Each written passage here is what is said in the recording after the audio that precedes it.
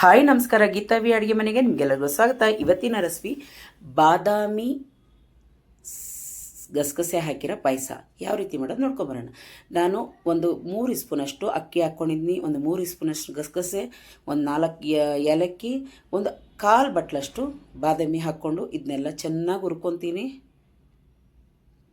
ನೋಡಿ ಚಟ್ಪಟ ಅಂತಿದೆ. ಈಗ ಅರ್ಧ ಬಟ್ಲಷ್ಟು ಕೊಬ್ಬರಿ ಹಾಕ್ಕೊತೀನಿ. ನಾನು ಕೊಬ್ಬರಿ ಇಷ್ಟ, ಬೇಕಂದರೆ ಹಾಕಿ, ಇಲ್ಲಾಂದರೆ ಬೇಡ. ಸ್ವಲ್ಪ ಗಸಗಸೆನ ಇನ್ನೊಂಚೂರು ಜಾಸ್ತಿ ಹಾಕ್ಬೋದು. ನೋಡಿ ಚೆನ್ನಾಗಿ ಹುರ್ಕೊಂಡಿದ್ದೀನಿ. ಆಯಿತು, ಹುರಿದಾಯಿತು. ಗ್ಯಾಸ್ ಆಫ್ ಮಾಡೋಣ. ಇನ್ನೊಂದು ಪಾತ್ರೆ ಇಟ್ಟು ಅದಕ್ಕೆ ನಾನು ಒಂದು ಅರ್ಧ ಬಟ್ಲಷ್ಟು ಬೆಲ್ಲ ಹಾಕ್ಕೊಂಡು ಕರಗಿಸ್ಕೊತೀನಿ. ಸ್ವಲ್ಪ ನೀರು ಹಾಕಿ ಕೊಸ್ಕೊಳಲ್ಲ, ಬಿರಿ ಕರಗಿಸ್ಕೊತೀನಿ.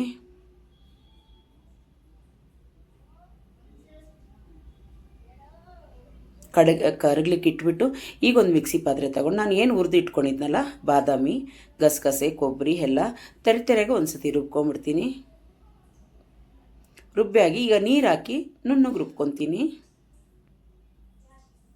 ನೋಡಿ ನುಣ್ಣಗೆ ರುಬ್ಬಿ ಆಯಿತು. ಈಗ ಬಂದ್ಬಿಟ್ಟು ಬೆಲ್ಲ ಕರಗಿದೆ. ಈಗ ಒಂದು ಪಾತ್ರೆಗೆ ನಾನು ರುಬ್ಬಿಟ್ಟಿರೋದೆಲ್ಲ ಹಾಕ್ಕೊಂಡು ಎಷ್ಟು ಬೇಕೋ ಅಷ್ಟು ನೀರು ಹಾಕ್ಕೊತೀನಿ. ಹಾಲ್ಗಿಲ್ ನಾನು ಹಾಕಕ್ಕೆ ಹೋಗಲ್ಲ. ಈಗ ಬೆಲ್ಲ ಕರಗಿದೆಯಲ್ಲ ಅದು ಹಾಕ್ಕೊತೀನಿ. ಚೆನ್ನಾಗಿ ಜರಡೆ ಮಾಡ್ಕೊಂಡ್ರಿ. ಗಟ್ಟಿ ಕಡ್ಡಿ ಕಲ್ಲು ಏನೇನಿದ್ರೆ ಅದು ಸೋಸ್ಕೊಂಡಾಗ ಬಂದ್ಬಿಡ್ತೈತೆ. ಈಗ ಒಲೆ ಮೇಲೆ ಇಟ್ಟು ಒಂದು ಸತಿ ಮಿಕ್ಸ್ ಮಾಡಿ ಒಲೆ ಮೇಲೆ ಇಡ್ತೀನಿ.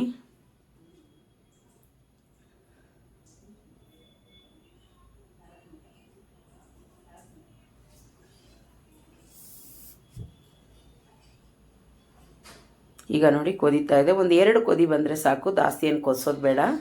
ಯಾಕಂದರೆ ಎಲ್ಲ ನಾವು ಫಸ್ಟೇ ಹುರ್ಕೊಂಡಿದ್ದೀವಲ್ಲ, ಹಾಗಾಗಿ ಜಾಸ್ತಿ ಕೊಸೋದು ಬೇಕಾಗಿಲ್ಲ.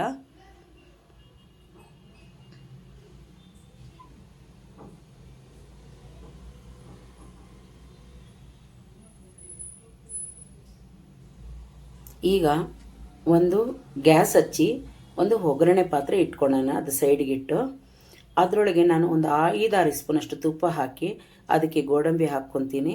ಮತ್ತು ನಾನು ದ್ರಾಕ್ಷಿ ಹಾಕ್ಕೊಂಡು ಎರಡೂ ಸೇರಿ ಚೆನ್ನಾಗಿ ಹುರ್ಕೊತೀನಿ.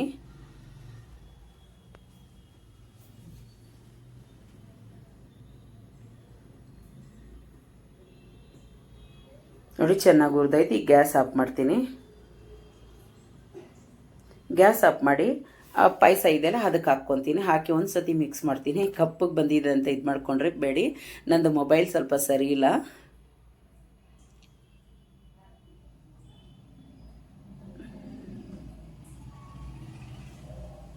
ನೋಡಿದ್ರಲ್ಲ, ನಿಮ್ಗೆ ಇಷ್ಟ ಆಯ್ತಾ? ಇಷ್ಟ ಆದರೆ ಪ್ಲೀಸ್ ಒಂದು ಲೈಕ್ ಕೊಡಿ, ಸಬ್ಸ್ಕ್ರೈಬ್ ಆಗಿ, ಪಕ್ಕದೊಳಗಿರೋ ಬೆಲ್ ಬಟನ್ನ ಕ್ಲಿಕ್ ಮಾಡಿ.